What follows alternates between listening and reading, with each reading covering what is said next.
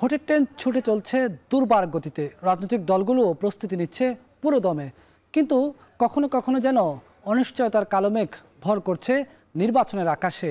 দর্শক, আমরা জানতে চাই কোথায় সে অনিশ্চয়তা, কিংবা কোথায় কি ঠিক লাইনচ্যুত হতে পারে ভোটের ট্রেন।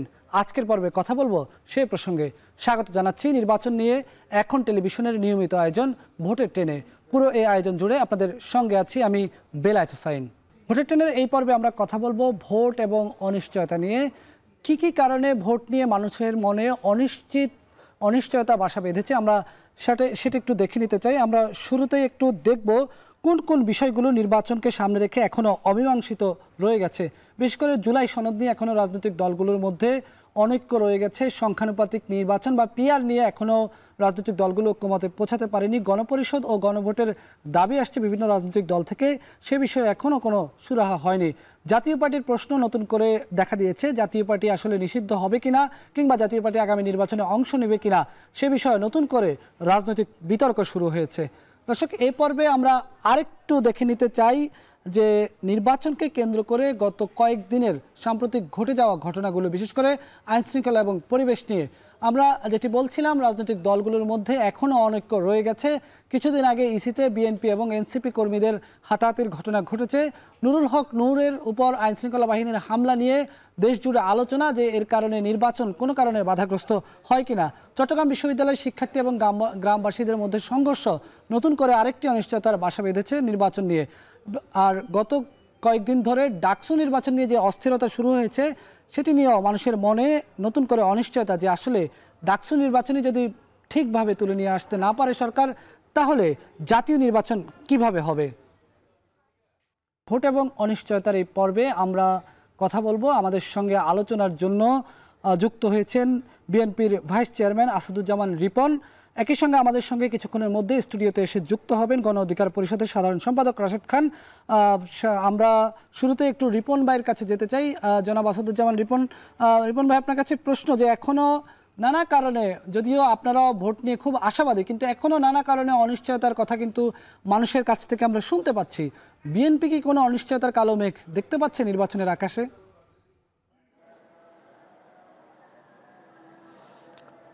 ধন্যবাদ আপনাকে। আমরা আসলে কোনো অনিশ্চয়তার কালো মেঘ দেখতে পাচ্ছি না, যদিও বাংলাদেশে অনেকগুলো অনাকাঙ্ক্ষিত ঘটনা ঘটেছে, আপনি যেগুলো আপনার উপস্থাপনার শুরুতে আপনি বলেছেন।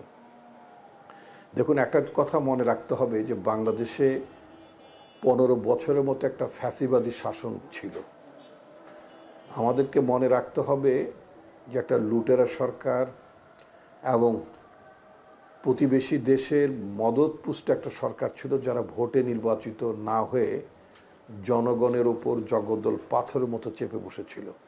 তো এমনি একটি সরকারকে যখন জনগণ প্রতিরোধের মুখে যখন তাকে ক্ষমতা থেকে নামিয়ে দেয়, একটা অর্থাৎ গণ অভ্যুত্থান সূচিত হয়, যেই সরকারটি গত 15 বছরে দেশের লক্ষ লক্ষ কোটি টাকা লুট করেছে, পাচার করেছে, এবং গণ অভ্যুত্থানের মধ্য দিয়ে তাদের যে মসনদ তারা হারিয়েছে, সেই মসনদ ফিরে পাওয়ার আকাঙ্ক্ষা থেকে বাংলাদেশকে তো তারা নিঃসন্দেহে তার একটা অনিশ্চয়তার কালো মেঘ এখানে সৃষ্টি করবে, এটা তো খুবই স্বাভাবিক।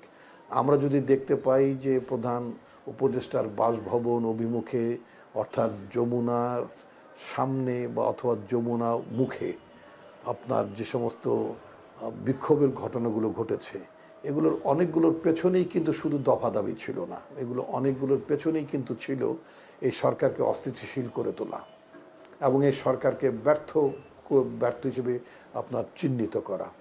এর মধ্য থেকে গণ অধিকার পরিষদের সভাপতি নুরুল হক নূরের উপর যে হামলার ঘটনাটি ঘটেছে, এটা আমরা খুব বিচ্ছিন্নভাবে বিষয়টা দেখি না। এই হামলার ঘটনার মধ্যে পতিত স্বৈরাচারের এজেন্টরা লুক্কায়িত থাকতে পারে, যারা এই ধরনের ঘটনা সৃষ্টির মধ্য দিয়ে তারা বাংলাদেশের নির্বাচনকে অনিশ্চয়তার দিকে ঠেলে দিতে পারে। চট্টগ্রাম বিশ্ববিদ্যালয়ের ঘটনা আপনি তুলেছেন। চট্টগ্রাম বিশ্ববিদ্যালয়ে এর আগেই ধরনের ঘটনা ঘটেছে। ঢাকা বিশ্ববিদ্যালয়ের ডাকসু নির্বাচনকে কেন্দ্র করে যদিও আমি কোনো অনিশ্চয়তা দেখছি না, বাট ওখানে এখন পর্যন্ত কোনো দুর্ঘটনার কোনো ঘটনা ঘটেনি বটে। তো সব কিছু মিলে আমরা যেটা মনে করি যে আমাদের বাংলাদেশের মানুষ নির্বাচনমুখী। গত 15 বছর ধরে বাংলাদেশের মানুষ নির্বাচনে ভোট দিতে পারেনি, এই দেশে কোনো নির্বাচন হতো না। জনগণের নির্বাচিত একটা সরকার ছিল না এই দেশে, যার ফলে যে সরকারটি এই দেশে ছিল সেই সরকারটি জনস্বার্থের পরিপন্থী নানা ভূমিকা নিয়ে দেশকে যেমন লুট করেছে এবং একইভাবে বাংলাদেশের স্বার্থ তারা বিদেশের কাছেও তারা তুলে দিয়েছে। তো এমনি একটি সরকারকে আপনার হটানোর যে সফলতা, সেই সফলতাকে ব্যর্থ করার একটা মানে অপচেষ্টা তো থাকবেই পরাজিত শক্তিদের। সুতরাং সেই পরাজিত শক্তির যে সমস্ত অ্যাটেম্পটগুলো থাকবে সেগুলোকে তো ব্যর্থ করে দেওয়ার দায়িত্বই হচ্ছে আমাদের জনগণের, যারা আমরা 15 বছর আমরা লড়াই করেছি এবং চূড়ান্তভাবে এই যে গত মানে 2024 সালে আপনার যেটা আমরা মানে জুলাই 36 বলি, 36শে জুলাই আমরা যেটা বলি, শেষ 36 দিনে যে আমরা বিজয়টা সূচিত করেছি, সেই বিজয়টাকে সংহত করার মধ্য দিয়ে এবং আন্দোলনের সকল শক্তিগুলো যদি ঐক্যবদ্ধ আমরা থাকতে পারি, ইনশাল্লাহ নিশ্চয়ই আমরা মানে পরাজিত শক্তিকে আমরা মোকাবেলা করতে পারবো, তাদের সকল ষড়যন্ত্রকে আমরা মোকাবেলা করতে পারবো এবং বাংলাদেশের যে গণতান্ত্রিক রূপান্তর, যে ডেমোক্রেটিক ট্রানজিশনের কথা আমরা যেটা বলি, সেই ডেমোক্রেটিক ট্রানজিশনকে আমরা সফল করে তুলতে পারবো। রিপন ভাই, আজকেও আমরা দেখেছি চট্টগ্রামে বিএনপির একটি কর্মসূচি পালিত হয়েছে, যেখানে বলা হয়েছে নির্বাচন বানচালের ষড়যন্ত্রের প্রতিবাদে তারা সেই কর্মসূচি পালন করেছে। একদিকে বলছেন অনিশ্চয়তা দেখছেন না, আরেকদিকে আপনারা নির্বাচন বানচালের ষড়যন্ত্র দেখছেন। দুটি বক্তব্য বা দুটি অবস্থান দ্বিমুখী হয়ে যায় কিনা? বানচালের ষড়যন্ত্র যদি থাকেই তাহলে তো অনিশ্চয়তা কিছুটা আছেই। আমি কিন্তু আপনাকে বারবার বলেছি যে পরাজিত শক্তির তরফ থেকে কিন্তু আপনার নির্বাচনকে বানচাল করা বা নির্বাচনকে অনিশ্চয়তার দিকে ঠেলে দেওয়ার জন্য অ্যাটেম্প্ট থাকবে, প্রয়াস থাকবে, কিন্তু সেটার মানে এই নয় যে নির্বাচন অনিশ্চিত হয়ে যাবে। এটা কিন্তু মানে আমি এই কথাটাই মিন করতে চাচ্ছি যে নির্বাচন অনিশ্চিত হওয়ার কোনো বিষয়টা আমরা দেখছি না। আমাদের দেশপ্রেমিক সেনাবাহিনী তারা প্রধান উপদেষ্টাকে আশ্বস্ত করেছেন যে নির্বাচন সুষ্ঠুভাবে অনুষ্ঠিত হওয়ার জন্য সেনাবাহিনীর তরফ থেকে সর্বাত্মক সহযোগিতা প্রদান করা হবে। জনগণ যেখানে ভোটের জন্য মুখিয়ে আছে এবং আমাদের সশস্ত্র বাহিনী আমাদের ভোটের আয়োজনে যারা আমাদেরকে সর্বাত্মক সহযোগিতা করবেন, তারা যেখানে সহযোগিতা করার জন্য যারা মানে প্রস্তুত হয়ে আছেন, এবং সর্বোপরি আমাদের সরকারের প্রধান যিনি প্রফেসর মোহাম্মদ ইউনূস, তিনি কিন্তু মানে আশ্বস্ত করেছেন। শুধু তাই না, তিনি স্পষ্ট ভাষায় বলেছেন নির্বাচনের বিকল্প অন্য কোনো কিছু ভাবলে সেটা রাষ্ট্রের জন্য, দেশের জন্য কিন্তু খুব বিপজ্জনক বিষয় হবে। তো সুতরাং এত আপনার মানে নিশ্চয়তা, এত দৃঢ়তা থাকার পরে কেন আমি ভাবতে চাইব যে আপনার নির্বাচন আপনার অনিশ্চিত হয়ে পড়বে? কেন আমি ভাববো? নির্বাচনকে অনিশ্চয়তার দিকে ঠেলে দেওয়ার জন্য পরাজিত শক্তির তো প্রচেষ্টা থাকবেই, এটা সব সময় থাকবে না। কিন্তু যারা আন্দোলনের শক্তি, যারা তাদের দায়িত্ব হচ্ছে সেই অ্যাটেম্পটকে মানে ব্যর্থ করে দেওয়া। আমি এই কথাটি বলতে চাচ্ছি। জি, সেক্ষেত্রে এখন পর্যন্ত অনেকগুলো অমীমাংসিত ইস্যু রয়ে গেছে। আমরা দেখছি জুলাই আন্দোলন, জুলাই অভ্যুত্থান পরবর্তী বাংলাদেশে বিশেষ করে জুলাই সনদ কীভাবে বাস্তবায়িত হবে, জুলাই সনদ নিয়ে রাজনৈতিক দলগুলোর মধ্যে ভিন্ন ভিন্ন বক্তব্য আমরা দেখছি। পিআর পদ্ধতি নিয়ে রাজনৈতিক দলগুলোর আমরা বিপরীতমুখী অবস্থান দেখছি। একই সঙ্গে গণপরিষদ নির্বাচন চাইছে এনসিপি, জামাত গণভোট চাইছে। এই বিষয়গুলো নিয়ে তো এখনও আসলে যে প্রধান রাজনৈতিক দলগুলো, তাদের মধ্যে আসলে কোনো ধরনের একটি জায়গায় এসে তারা কোনো জায়গায় একমত হয়নি। আচ্ছা, ধন্যবাদ আপনাকে। বাংলাদেশে বর্তমান যে সংবিধানের অধীনে দেশটি পরিচালিত হচ্ছে এবং বর্তমান যে অন্তর্বর্তীকালীন সরকার আপনার দায়িত্ব পালন করছেন, তারা গত বছর অর্থাৎ 2024 সালে গণঅভ্যুত্থানের পরে 8ই আগস্ট বাংলাদেশের বর্তমান যে সংবিধানটি চলছে সেই সংবিধানকে আফোল্ড করার জন্য, সংবিধানকে প্রোটেক্ট করার শপথ নিয়ে তারা দেশ পরিচালনার দায়িত্বভার গ্রহণ করেছেন। সুতরাং এই সরকারের প্রধান মানে অর্থাৎ তাদের তো শপথ ভঙ্গ করার কোনো সুযোগ নাই, তাদেরকে এই সংবিধান অনুযায়ী চলতে হবে। তো বর্তমান সংবিধানে কি আপনার সংখ্যানুপাতে, যেটা আপনার সংক্ষেপে পিআর বলেন আপনারা, যেটা প্রপোর্শনাল রিপ্রেজেন্টেশনের কোনো ব্যবস্থা কি বর্তমান সংবিধানে আছে? নাই। তাহলে যদি আপনার প্রপোর্শনাল রিপ্রেজেন্টেশন যদি আপনার সংখ্যানুপাতে যদি প্রতিনিধিত্ব করার ব্যাপার থাকে জাতীয় সংসদে, তাহলে সেই ব্যবস্থা বিধান আনার জন্য তো আপনার সংবিধানকে সংশোধন করতে হবে। তো সংবিধান সংশোধন করার তো জায়গা হচ্ছে জাতীয় সংসদ। তো জাতীয় সংসদ নির্বাচিত না হলে আপনি সেই সংখ্যানুপাতিক নির্বাচনের ব্যবস্থা কি করে করবেন? বর্তমান সংবিধান অনুযায়ী কি সংখ্যানুপাতিক নির্বাচন করার কোনো সুযোগ আছে? আপনি জামাত ইসলামের কথা বলেছেন, আমি তো শুধু ঢাকায় না, আমি তো রাজনৈতিক দলের একজন কর্মী হিসেবে, দলের দায়িত্বপ্রাপ্ত একজন কর্মী হিসেবে আমাকে বিভিন্ন জেলা সফর করতে হয়। আমি এহেন কোনো জেলা দেখিনি যেই জেলাতে যে জামাত ইসলামের কথা বললেন তারা পিয়ারের কথা বলছেন, তাদের প্রতিটি জেলাতে প্রায় প্রতিটি আসনে তাদের মনোনীত প্রার্থীর পোস্টার রয়েছে। সে পোস্টার মধ্যে তারা উল্লেখ করেছেন অমুক আসনে তারা অমুককে দাঁড়িপাল্লায় মার্কায় তারা মানে মনোনীত করেছেন।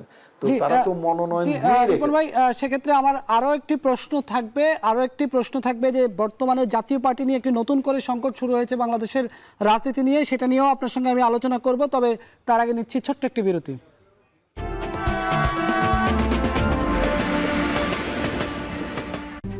RICL TMX, যুগের পর যুগ স্থাপনা থাকে মজবুত। VRM প্রযুক্তির RICL TMX। স্বাগত আরেকবার, দেখছেন ভোটের ট্রেন্ড। আমাদের সঙ্গে ভোট এবং অনিশ্চয়তা নিয়ে আলোচনার জন্য এরই মধ্যে স্টুডিওতে এসে উপস্থিত হয়েছেন গণ অধিকার পরিষদের সাধারণ সম্পাদক রাশেদ খান, এবং যথারীতি আমাদের সঙ্গে অনলাইনে যুক্ত আছেন বিএনপির ভাইস চেয়ারম্যান জনাব আসাদুজ্জামান রিপন। আমরা আপনাদের দুজনের সঙ্গে আলোচনা করব, তবে তার আগে আমরা একটু প্রান্তিক মানুষের কথা শুনবো। ভোট নিয়ে তারা কোনো ধরনের অনিশ্চয়তার সম্ভাবনা দেখছে কিনা, খুলনা থেকে আমাদের সহকর্মী রামিম চৌধুরী জানিয়েছেন প্রান্তিক মানুষের কথা। খুলনা থেকে ভোটের ট্রেনে যুক্ত হচ্ছি আমি রামিম চৌধুরী। সময় যতই ঘনিয়ে আসছে ততই রাজনৈতিক মাঠে ঘনীভূত হচ্ছে ভোট এবং অনিশ্চয়তার আলাপ। সাধারণ মানুষ এ নিয়ে কী ভাবছেন চলুন জেনে আসা যাক। যারা দীর্ঘদিন মনে করেন নির্যাতিত নিপীড়িত ছিল, তাদের ভিতরে যদি ঐক্যটা ধরে রাখতে না পারে, নির্বাচনটা আসলে কোথায় যেয়ে দাঁড়াবে এটা আমাদের একটা সংখ্যায় আছে। কম বেশি সবারই ধারণা যে ইলেকশন হবে কিনা, এটা নিয়ে অধিকাংশ লোকের সন্দিহান। মানুষের নিরাপত্তাহীনতায় ভুগতেছে।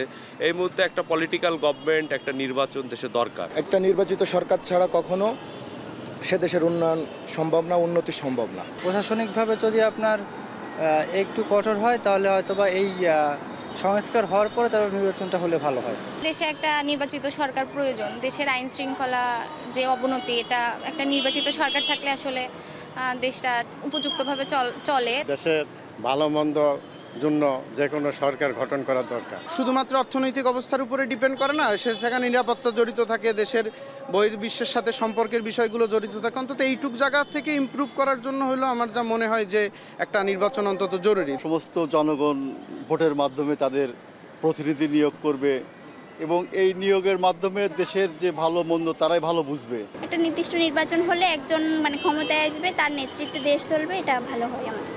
নির্বাচন নিয়ে সাধারণ মানুষের মধ্যে রয়েছে মিশ্র প্রতিক্রিয়া। তবে বেশিরভাগ মানুষই চান একটি নির্দিষ্ট সময়ে নির্বাচন হয়ে যেন একজন দেশের হাল ধরে। আমরা শুনছিলাম প্রান্তিক মানুষের কথা। ফিরতে চাই আলোচনায়। আমাদের সঙ্গে যুক্ত আছেন বিএনপির ভাইস চেয়ারম্যান জনাব আসাদুজ্জামান রিপন এবং একই সঙ্গে গণ অধিকার পরিষদের সাধারণ সম্পাদক রাশেদ খান আমাদের সঙ্গে এসে উপস্থিত হয়েছেন। আর রিপন ভাইয়ের কাছে আমি একটি প্রশ্ন রেখেছিলাম জাতীয় পার্টি নিয়ে, সেই প্রসঙ্গে আমি আসবো। তবে রাশেদ খান যেহেতু শুরুর পর্বে আমাদের সঙ্গে উপস্থিত হতে পারেননি, রাশেদ খানের সঙ্গে আমি একটু আলোচনা করতে চাই। আপনি নিশ্চয়ই কিছুক্ষণ আগে যমুনার প্রধান উপদেষ্টার বাসভবন যমুনায় প্রধান উপদেষ্টার সঙ্গে বৈঠকে ছিলেন।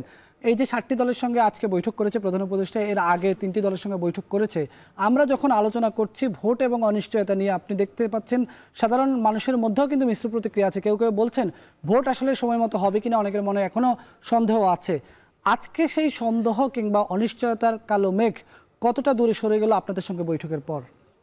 ধন্যবাদ সবাইকে গণ অধিকার পরিষদের পক্ষ থেকে শুভেচ্ছা। আজকে প্রধান উপদেষ্টা স্পষ্টভাবে বলেছেন যে নির্বাচন ফেব্রুয়ারি মাসেই হবে। আমরা যে ধরনের ঘোষণা দিয়েছি তার বাইরে আমরা যাব না। আজকে আমি দেখলাম যারা আসলে সাধারণ মানুষ তারা অনেকে আসলে বিভ্রান্ত। এর কারণটা মূলত আমরা রাজনৈতিক দলগুলো, কারণ আমরা কেউ বলছি যে আমরা নির্বাচন হতে দিব না, কেউ আবার নতুন নতুন বিভিন্ন পদ্ধতির কথা বলছি, সব মিলিয়ে মানুষ কিন্তু খুব কনফিউশনের মধ্যে আছে। আমি সাধারণ মানুষকে দায় দিব না, দায় দলগুলোকে নিতে হবে। আজকে সরকারের উপদেষ্টারা, শুধুমাত্র প্রধান উপদেষ্টা না, প্রত্যেক উপদেষ্টা বলেছেন যে আমরা নির্বাচন দিয়েই বিদায় নিতে চাই। আমি সাধারণ মানুষের বক্তব্য শুনছিলাম, দেখেন একটা সময় কিন্তু অনেকে বলছিল যে এই সরকারকে আমরা 5 বছর ক্ষমতায় দেখতে চাই। আজকে আমি একজনের মুখ থেকেও এই কথা শুনলাম না। মানুষ কিন্তু বুঝতেছে যে অন্তর্বর্তীকালীন সরকার মানে তাদের পক্ষে আসলে ওইভাবে সব কিছু কন্ট্রোল করা সম্ভবপর নয়, কারণ এই সরকারের কোনো পলিটিক্যাল পার্টি নাই। এই সরকারকে আমরা সবাই মিলে সহযোগিতা করছি। আমরা কতটুকু সহযোগিতা করছি? আমাদের যতটুকু প্রয়োজন। দেখেন, যারা আমরা দলগুলো রয়েছি, আমাদের ভিতরে কেউ কেউ ছিল যে সরকার দীর্ঘমেয়াদী থাকুক, কারাই চিন্তা করেছে? যারা সরকারের আসলে সুবিধাভোগী বা সরকারের কাছ থেকে বিভিন্ন সুবিধা পেয়েছে, কিন্তু প্রকৃতপক্ষে যারা দেশের চিন্তা করে, যারা মানুষের চিন্তা করে, দেশকে একটি জায়গায় নিয়ে যাওয়ার চিন্তা করে, তারা কিন্তু মনে করে যে সংস্কারের গুরুত্বপূর্ণ একটি উপাদান হলো নির্বাচন। সেই নির্বাচনকে দূরে রেখে অনেকে কিন্তু শুধুমাত্র সংস্কারের কথা বলছিল, কিন্তু 1 বছরে আমরা ওই ধরনের দৃশ্যমান কোনো সংস্কার লক্ষ্য করিনি। বিশেষ করে আমাদের স্বরাষ্ট্র উপদেষ্টা, তার যে ভূমিকা, তার যে আচরণ, তার যে পদক্ষেপ, এইটা আসলে কোনো সরকারের স্বরাষ্ট্র উপদেষ্টা বলেন, স্বরাষ্ট্রমন্ত্রী বলেন, এতটা দুর্বল আমার কাছে মনে হয় ইতিহাসে কোনো স্বরাষ্ট্রমন্ত্রী আমরা দেখি নাই। সব মিলিয়ে সরকারের সে প্রসঙ্গে আমরা আসবো। আপনাদের সঙ্গে নিশ্চয় জাতীয় পার্টির একটি অপ্রীতিকর ঘটনা ঘটেছে, সেখান থেকে আপনারাও জাতীয় পার্টি নিষিদ্ধের দাবি জানিয়েছেন। আমি এই প্রসঙ্গটি নিয়েই রিপন ভাইকে প্রশ্ন করতে চাই। রিপন ভাই, জাতীয় পার্টি নিয়ে আজকেও আমরা দেখলাম যে বেশ কয়েকটি দল প্রধান উপদেষ্টার সঙ্গে বৈঠক করে জাতীয় পার্টি নিষিদ্ধের দাবি জানিয়েছেন, এবং ইসলামী আন্দোলন বাংলাদেশের একজন নেতা বলেছেন শুধু একটি দল ছাড়া বাকিরা সবাই জাতীয় পার্টি নিষিদ্ধ চায়। আসলে জাতীয় পার্টিকে নিয়ে হঠাৎ আপনারা এতটা আগ্রহী কেন হলেন? জাতীয় পার্টি তো বিগত আওয়ামী লীগ সরকারের সকল যে নির্বাচনগুলো প্রশ্নবিদ্ধ নির্বাচন, সেই সকল প্রশ্নবিদ্ধ নির্বাচনের সহযোগী ছিল। রিপন ভাই।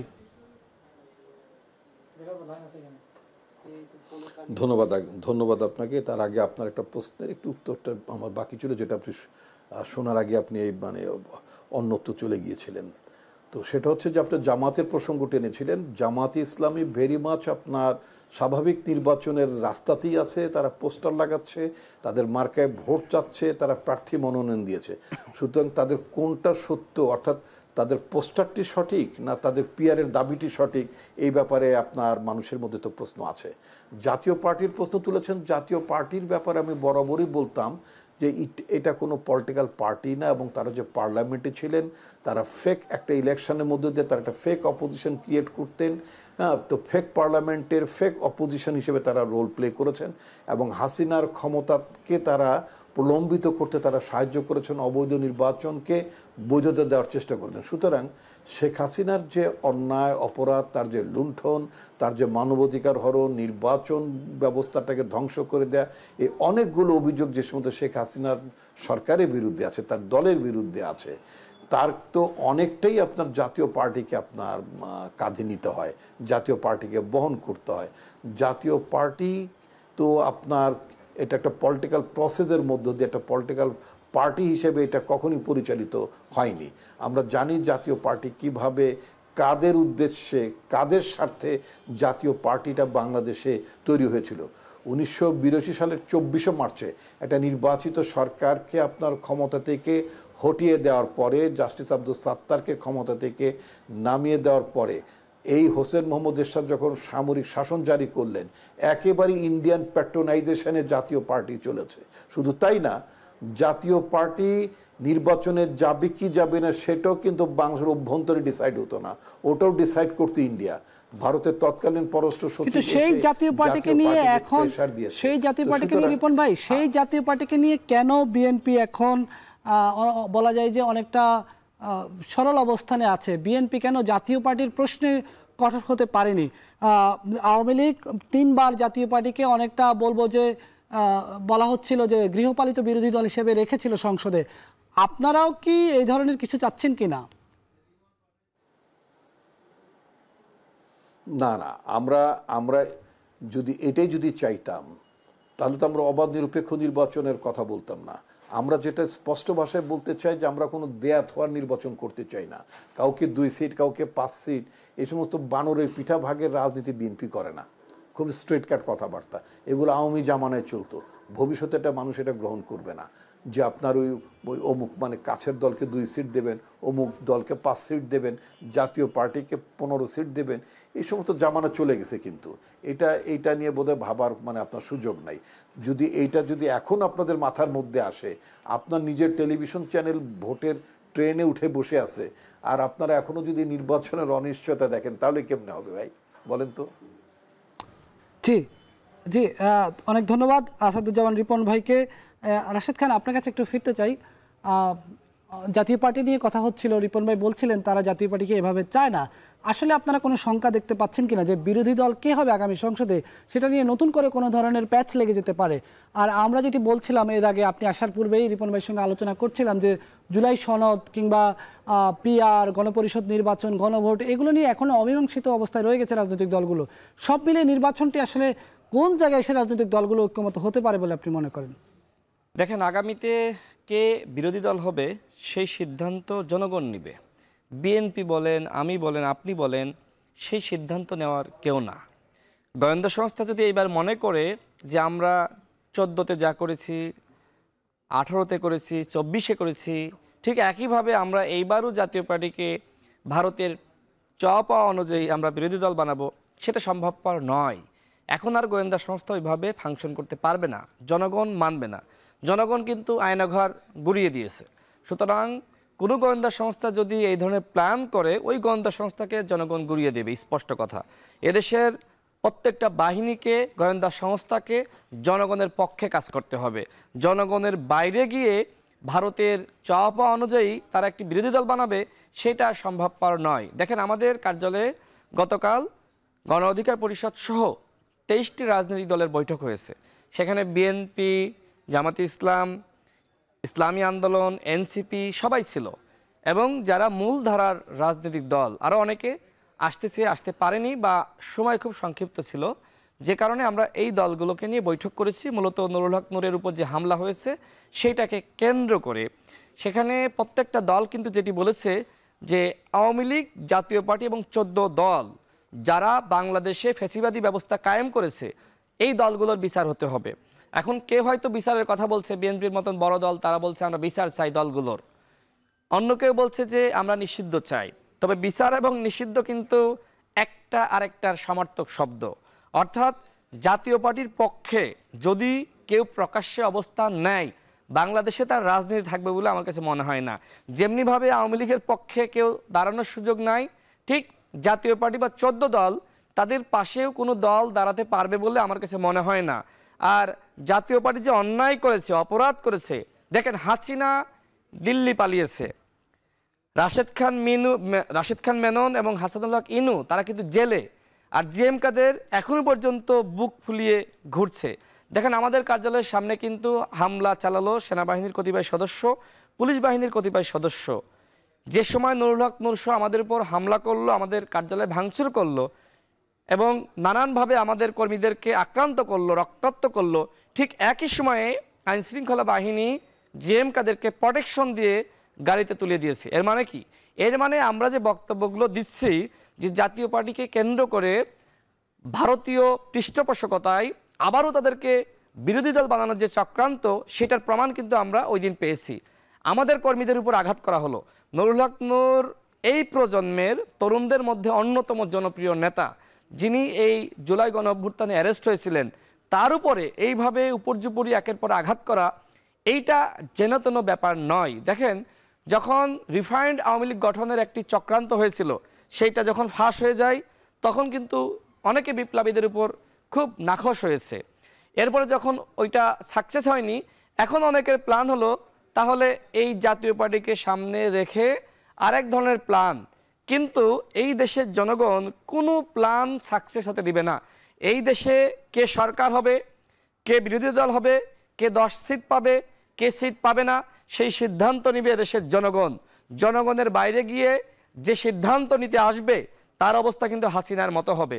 আমাদের খুব দুঃখ লাগে যে আমরা এখনো পর্যন্ত আসলে হাসিনাকে দিল্লি পাঠাতে পেরেছি, কিন্তু আওয়ামী ফ্যাসিবাদ এখনো পর্যন্ত আমরা জিয়ে রেখেছি, এবং এর জন্য এই সরকারকে দায়ী নিতে হবে। দেখেন, আজকে মাননীয় প্রধান উপদেষ্টার সাথে বৈঠক হয়েছে, সেখানে আমাদের সাথে 2টি বৈঠক, একটি গণ অধিকার পরিষদের সাথে আলাদাভাবে, আরেকটি 8টা দলের সাথে।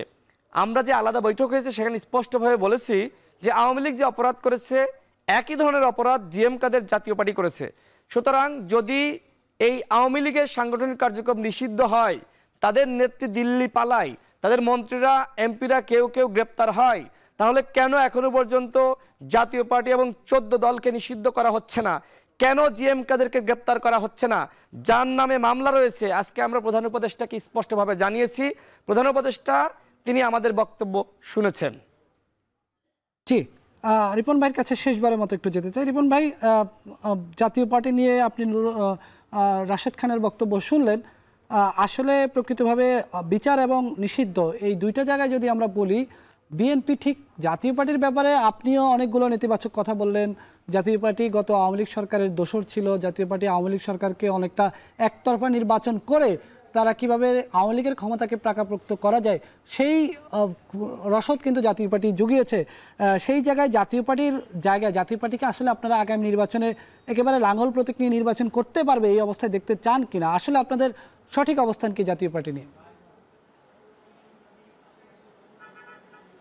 দেখুন, আমি একটা কথা আমি রাশেদ খানের সাথে একমত, সেটা হচ্ছে যে আপনার যে ইট ইজ পিপুল, জনগণ জাতীয় পার্টির ব্যাপারে ফয়সালা করবে, ঠিক আছে? এখানে যেহেতু জাতীয় পার্টি তো আগেই বলেছি, জাতীয় পার্টি একটা পলিটিক্যাল পার্টি হিসেবে এখন পর্যন্ত এটা ডেভেলপ হয়নি। এটা শেখ হাসিনা আনুকূল্যে গতবার তারা নির্বাচন করেছে এবং আস্তে আস্তে এটা একটা ক্ষয়িষ্ণু রাজনৈতিক দল। এটার তো কোনো মানে পলিটিক্যাল ফিলসফি নাই। এটা ক্ষমতার মানে হালুয়া রুটির একটা ভাগ বাটোর অংশীদার ছিল এরা, তাই না? তো যাদের পলিটিক্যাল ফিলসফি নাই, নির্দিষ্ট কোনো রাজনৈতিক লক্ষ্য যাদের নাই, যারা অন্য কোনো রাজনৈতিক দলের সহায়তাকারী হিসেবে যারা ভূমিকা পালন করে, সেই রাজনৈতিক দলটাকে আপনারা কেন এত গুরুত্ব দিচ্ছেন? এটাকে তো আমি প্রধানত একটা রাজনৈতিক দল। জাতীয় পার্টির মহাসচিব বলেছে যে জাতীয় পার্টিকে রক্ষার দায়িত্ব বিএনপির প্রতি জাতীয় পার্টি কেন এতটা আশ্বস্ত হলো? এটা মানে মানুষ যখন ডুবতে থাকে তখন খড়কুটা ধরেও মানুষ বাঁচার মানে আকাঙ্ক্ষা ব্যক্ত করে, তাই না? সুতরাং জাতীয় পার্টিকে রক্ষা করার দায়িত্ব আদৌ বিএনপির না, বিএনপি এই দায়িত্ব গ্রহণ করার কোনো কারণে নেই। আমরা যেটা বরং এই জাতীয় পার্টি বারবার গাদ্দারি করে বাংলাদেশের জনগণের গণতান্ত্রিক আন্দোলন সংগ্রামের বিরুদ্ধে অবস্থান নিয়েছে। সুতরাং একটা মানে কি বলে, আওয়ামী লীগের সহযোগী রাজনৈতিক দল, একটা ফ্যাসিস্টের সহযোগী রাজনৈতিক দল হিসেবে সে যে চরিত্রে উন্মোচিত হয়েছে তাকে তো সেই চরিত্রেই থাকতে দিন। তাকে কেন একটা নির্বাচনে অংশগ্রহণকারী দল হিসেবে তাকে নিয়ে কেন এত আলোচনা, এত চর্চা কেন আমরা করছি? এটা তো একটা বাংলাদেশের একটা ফেক পার্লামেন্ট, একটা ফেক অপোজিশন ছিল। এই দলটি এখন হচ্ছে একটা ক্ষয়িষ্ণু রাজনৈতিক দল। এই দলটাকে নিয়ে আমি আলোচনা করতে আমি উৎসাহী নই। জি, ধন্যবাদ জনাব আসাদুজ্জামান রিপন, বিএনপির ভাইস চেয়ারম্যান।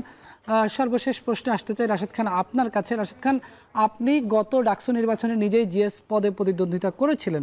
তো এবার যে ডাকসু নির্বাচন হচ্ছে, এই নির্বাচন যদি সঠিকভাবে না তুলে আনা যায়, এই নির্বাচন যদি কোনো কারণে প্রশ্নবিদ্ধ হয়, এটি কতটা নেতিবাচক প্রভাব ফেলবে আগামী জাতীয় নির্বাচনে?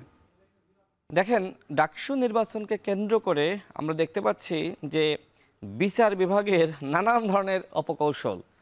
আমরা অন্তর্বর্তীকালীন সরকারের আমলে এই বিভাগের উপরে আস্থা বিশ্বাসের জায়গাটা তৈরি করতে চাই, যেটি আওয়ামী লীগ পুরোপুরি নষ্ট করেছিল।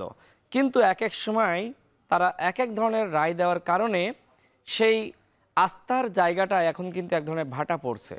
সুতরাং ডাকসু নির্বাচন হবে কি হবে না, কারোর প্রার্থিতা বাতিল হবে কি হবে না, সেই সিদ্ধান্ত বিশ্ববিদ্যালয়ের হাতে থাকতে হবে। অন্যথায় যদি এইভাবে আমরা সব কিছু কোর্টে নিয়ে যাই, তাহলে এই হাইকোর্টকে বা আপিল বিভাগকে বা বিচার বিভাগকে কিন্তু বিতর্কিত করা হবে। সুতরাং যারা প্রার্থী হয়েছেন, যদি আপনাদের অন্য কোনো প্রার্থী নিয়ে আপনাদের অভিযোগ থাকে, অনুযোগ থাকে, আপনারা উপাচার্যের কাছে অভিযোগ জানান। দেখেন, 19 সালের ডাকসু নির্বাচন 28 বছর পরে যেটি অনুষ্ঠিত হয়, সেই নির্বাচনে নুরুল হক নূর ভিপি হিসেবে প্রার্থী হন, আমি জিএস হিসেবে প্রার্থী হই।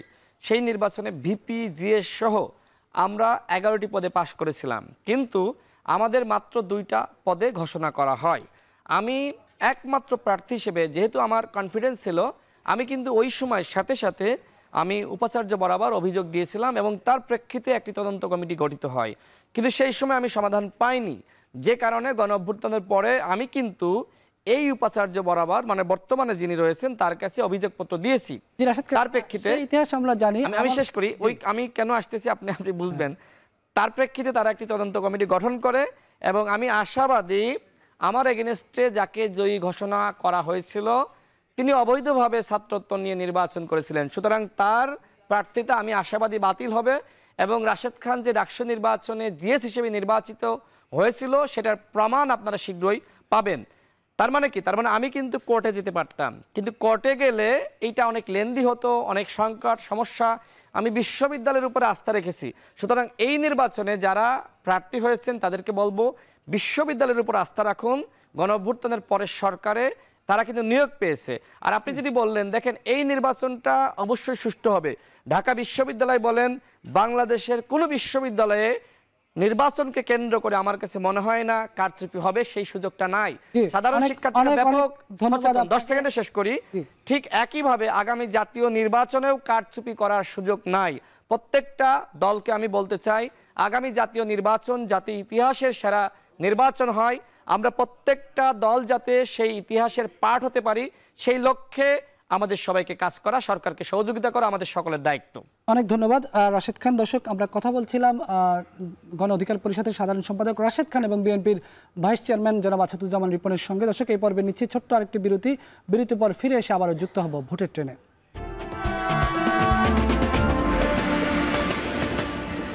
স্বাগত আরেকবার, দেখছেন ভোটের ট্রেন। আজকে নির্বাচনের মাঠে কথা বলেছেন বিএনপির মহাসচিব মির্জা ফখরুল ইসলাম আলমগীর।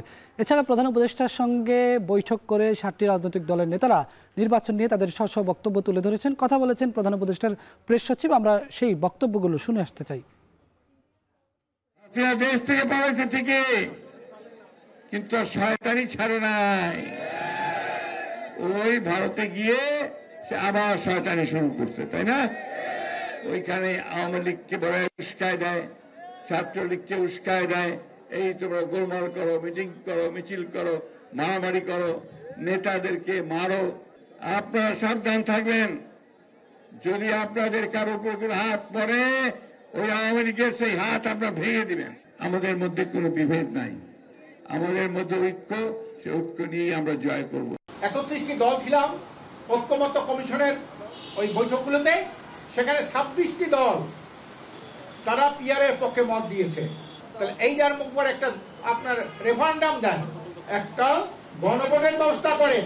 জাতীয় পার্টি এবং 14 দল যারা এই আওয়ামী লীগের সহযোগিতা করেছে, ফ্যাসিস্ট আওয়ামী লীগের সহযোগিতা করেছে, তাদের সবাই দল কার্যক্রমটা নিষিদ্ধ চায়। পিআর পদ্ধতিতে যে সকল রাজনৈতিক দলগুলো আজকে নির্বাচন চাচ্ছেন, তারা কিন্তু ঐক্যমত্য কমিশনের আলোচনার শুরুতে আমাদের যে পার্লামেন্ট, এই পার্লামেন্টে পিআর পদ্ধতি কেউ দাবি করেন নাই। এখন যখন গভর্নমেন্ট একটা শিডিউল ডিক্লেয়ার করছে, কিছু কিছু রাজনৈতিক দল পিআর পদ্ধতি প্রবর্তনের কথা বলছেন। প্রধান নির্বাচন কমিশনার বলেছেন যে উনার এন্টায়ার টিমের মধ্যে নিরপেক্ষ নির্বাচন করেছে এরকম অভিজ্ঞতা সম্পন্ন লোক নাই। তাদের অভিজ্ঞতা হচ্ছে বিগত 3টি বৈষম্যমূলক এবং ভুয়া নির্বাচনের।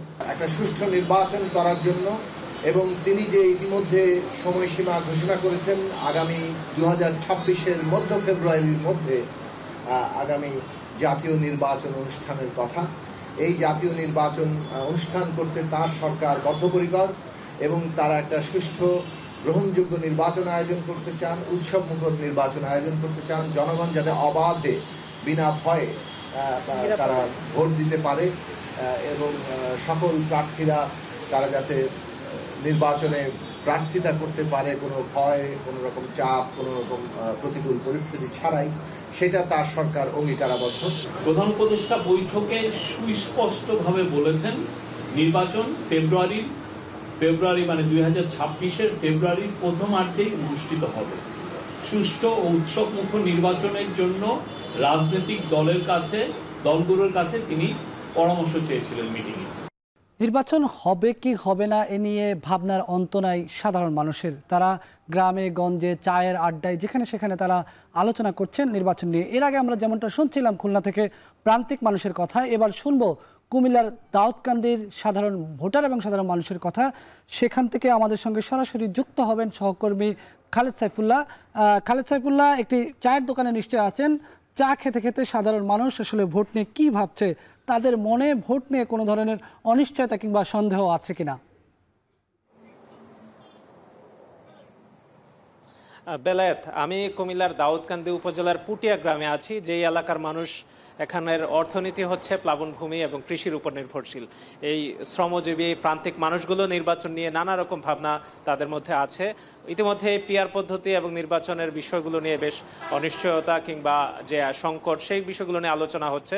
তারা আসলে এই নির্বাচন ফেব্রুয়ারিতে অনুষ্ঠিত হওয়ার যে কথা রয়েছে তা নিয়ে কি ভাবছেন, অথবা তাদের কোনো শঙ্কা আছে কিনা এবং প্রত্যাশার কথা আমরা তাদের কাছ থেকে শুনতে চাচ্ছিলাম। ফেব্রুয়ারিতে অনুষ্ঠিতব্য নির্বাচন নিয়ে আপনাদের প্রত্যাশা অথবা অনিশ্চয়তা আছে কিনা একটু জানাবেন।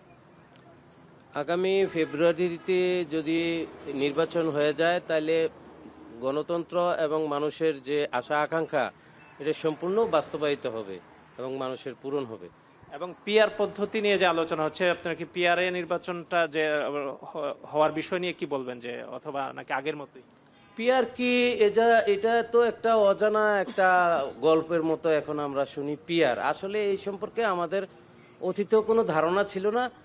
এই পর্যন্ত আমাদের এটার সম্পর্কে কোনো ধারণা নাই, এটা আমরা বুঝি না, এটা আমরা চাই না। পিআর পদ্ধতি আমরা বুঝি না এটা কি। তাহলে আমরা চাই এই অবাধ সুষ্ঠু নিরপেক্ষ নির্বাচনের মাধ্যমে যারাই ক্ষমতা আসুক আমরা তাদেরকে সাধুবাদ জানাবো। অনেকদিন তো অনেক রকম অভিযোগ করছেন যে বিগত নির্বাচনে ভোট দিতে পারেননি অথবা আগামীতে ভোট দিবেন, সেই পরিবেশটা হোক। নির্বাচনে কি সেই পরিবেশ তৈরি হচ্ছে? সুষ্ঠু নির্বাচনের স্বার্থে সরকার যেন সাহসী ভূমিকা রাখে এই কামনাই আমরা করি। আমরা চাই সুষ্ঠু নিরপেক্ষ নির্বাচন। এখন কি সেই পরিবেশটা আছে ভোট অংশগ্রহণ করা, অনুষ্ঠান আয়োজনের? হ্যাঁ, আছে বলেই মনে হয়। তো সরকার নির্বাচন পর্যন্ত সাহসী ভূমিকা রাখবে এই আশা আমরা, এই প্রত্যাশা করি। সরকার নির্বাচনে সাহসী ভূমিকা রাখবে সে কথা তিনি বলছিলেন। আপনার কি মনে হয় যে ফেব্রুয়ারিতে নির্বাচনটার আয়োজনের পরিবেশ এভাবে থাকবে নাকি আরো পরিবর্তন হওয়া প্রয়োজন? ইনশাআল্লাহ ফেব্রুয়ারিতে নির্বাচন করলে খুব সুবিধা। এই নির্বাচন করার জন্য সরকার উদ্যোগী তত্ত্বাবধায়ক সরকার এই নির্বাচনে করলে গণতন্ত্র ফিরে আসবে বাংলাদেশে। গতকালকে আমরা দেখলাম যে 22টি দল, রাজনৈতিক দল একসাথে বসেছেন এবং জাতীয় পার্টি এবং আওয়ামী লীগকে নিষিদ্ধের বিচারের কথাও বলছেন। তো নির্বাচনের আগেই বিচার হবে নাকি নির্বাচনের পরে? আপনারা আসলে কি ভাবেন এই বিষয়গুলো?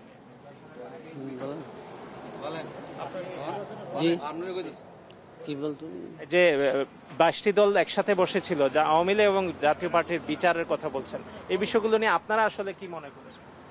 আমরাও ভালো মনে করি সুষ্ঠু নির্বাচন হোক এবং সবাই একসাথে মিল্লা পরিস্থিতি ভালো করে চালাক। আমরা সাধারণত মানুষ, আমরা এটাই দেখতে চাই।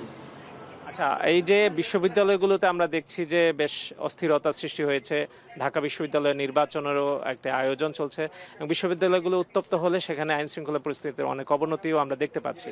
সে বিষয়গুলো এই নির্বাচনে কতটা প্রভাবিত করবে অথবা তা নিয়ে আপনারা আসলে কি ভাবেন?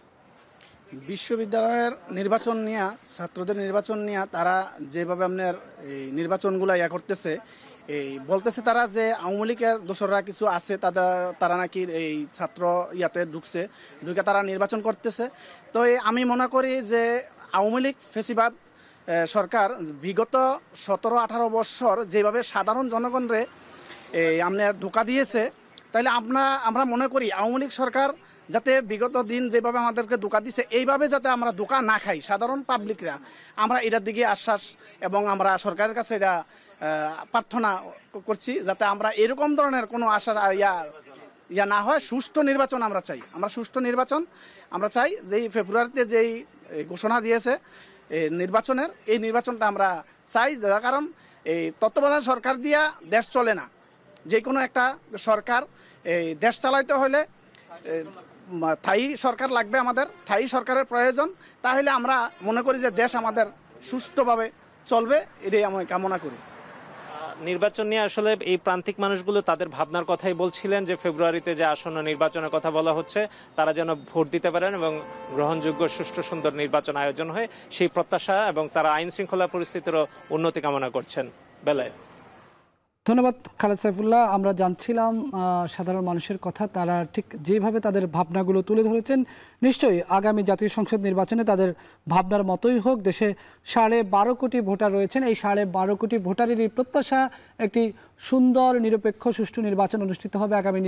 আগামী জাতীয় সংসদ নির্বাচনে যে দীর্ঘদিন ধরে তারা যে ভোটাধিকার বঞ্চিত ছিল, সেই বঞ্চনা থেকে তারা মুক্তি পাবে, তারা তাদের ভোটাধিকার প্রয়োগ করবে। দর্শক, এই ছিল আজকের ভোটের ট্রেনের আয়োজন। সাথে থাকার জন্য ধন্যবাদ।